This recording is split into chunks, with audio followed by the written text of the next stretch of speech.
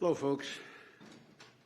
I want to update everyone on the ransomware cyber attack that impacted on the Colonial Pipeline over this past week. As of yesterday evening, Colonial has begun restarting the flow of refined products in their pipeline. This morning, Colonial reported that fuel is beginning to flow to a majority of the markets that they service, and they should be reaching full operational capacity as we speak, as I speak to you right now.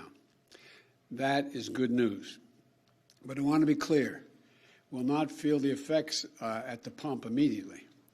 This is not like flicking on a light switch. This pipeline is 5,500 miles long.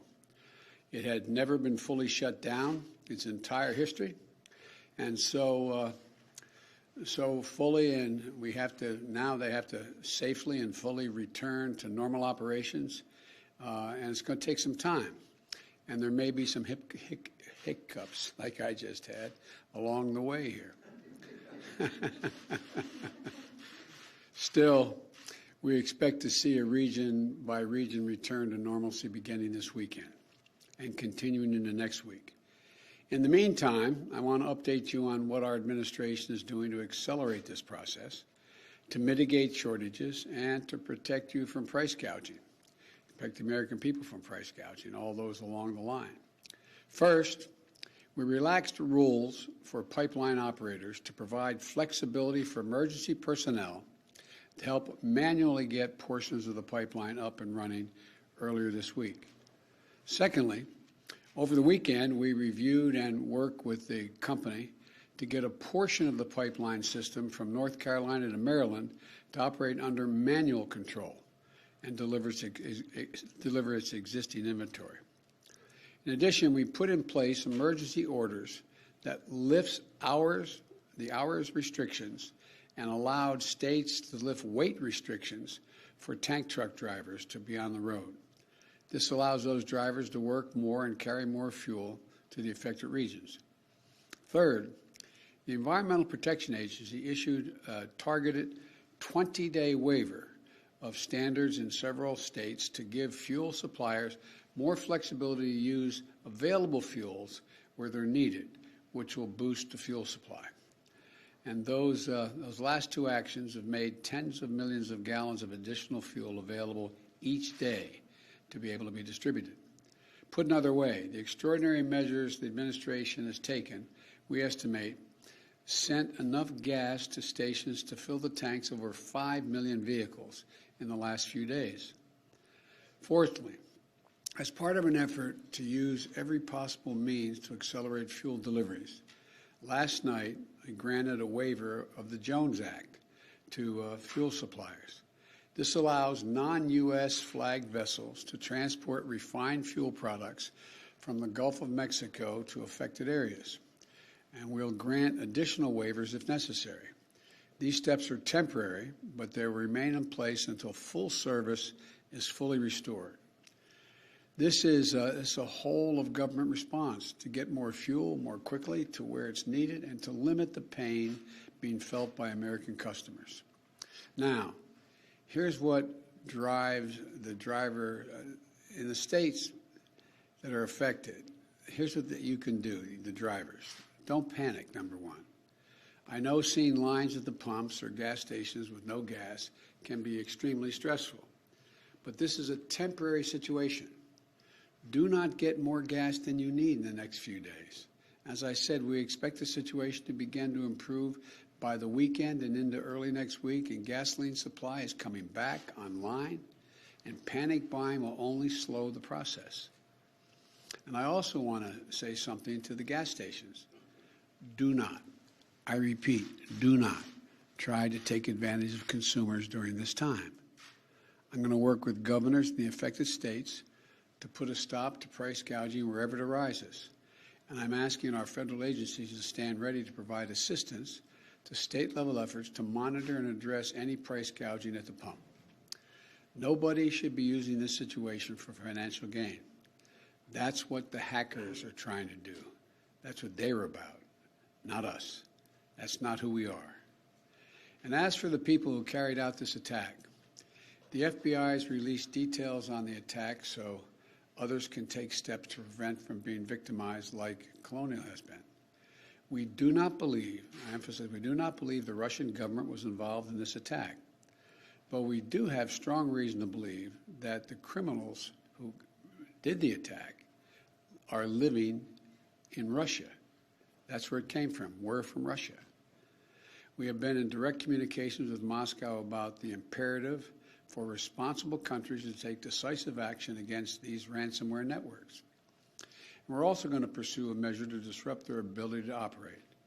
And our Justice Department has launched a new task force dedicated to prosecuting ransomware hackers to the full extent of the law.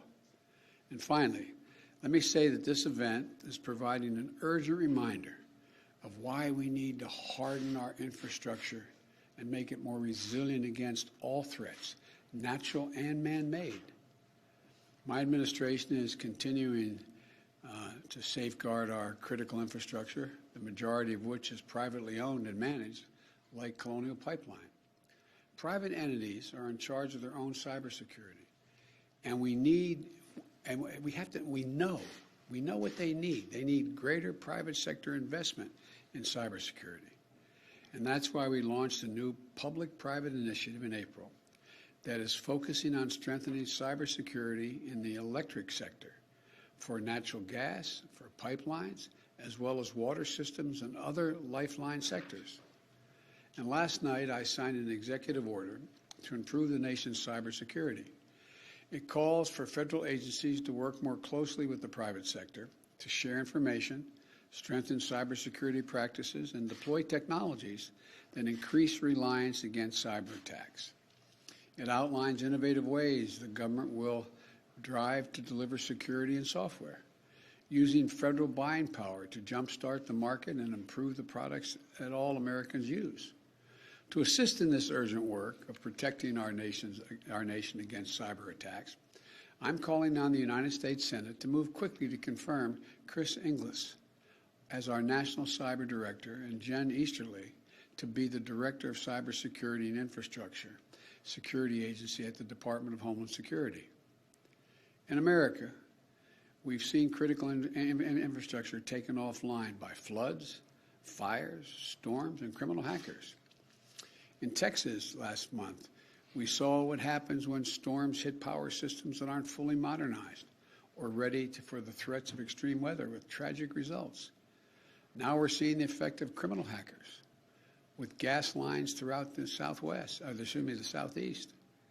And we're in a competition with China and the rest of the world to win the 21st century economically.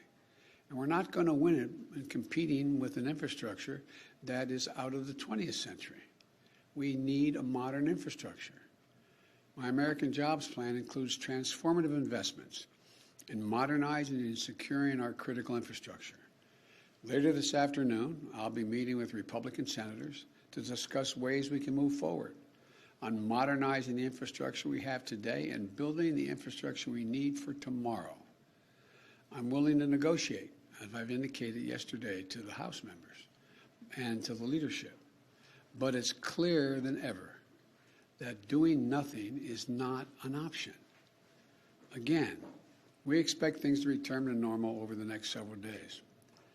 I will be monitoring Colonial's progress and the federal government's support every step of the way.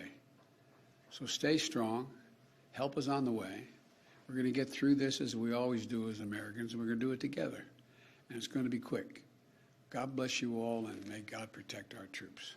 Mr. President, how did anyone retaliate? You said that hackers are believed to be living in Russia. At what point does the U.S. start to try to inflict pain on governments who allow this sort of thing to happen in their territory?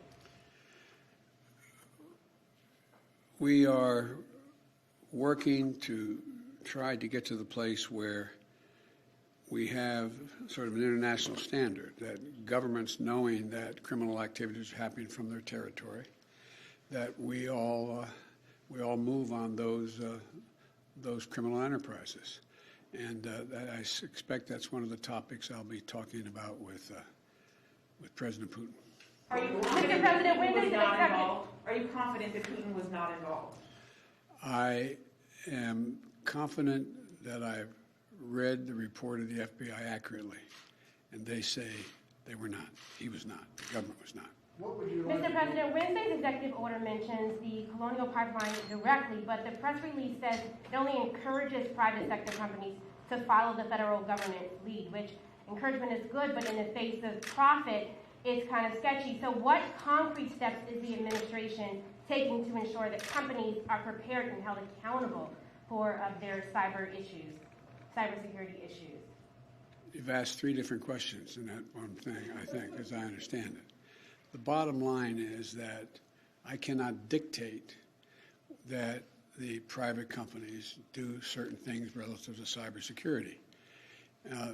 A lot of you are very seasoned reporters. You've been covering this debate up on the Capitol Hill before I became president, and unrelated to President Trump, just a debate internally among senators as to whether or not the government should be insisting, and it gets into privacy issues and a whole range of things.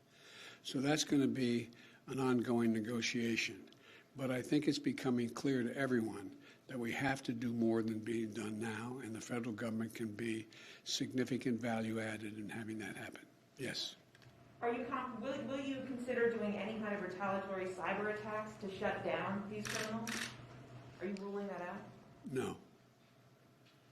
Is Prime Minister Netanyahu doing enough to stop this violence there from escalating?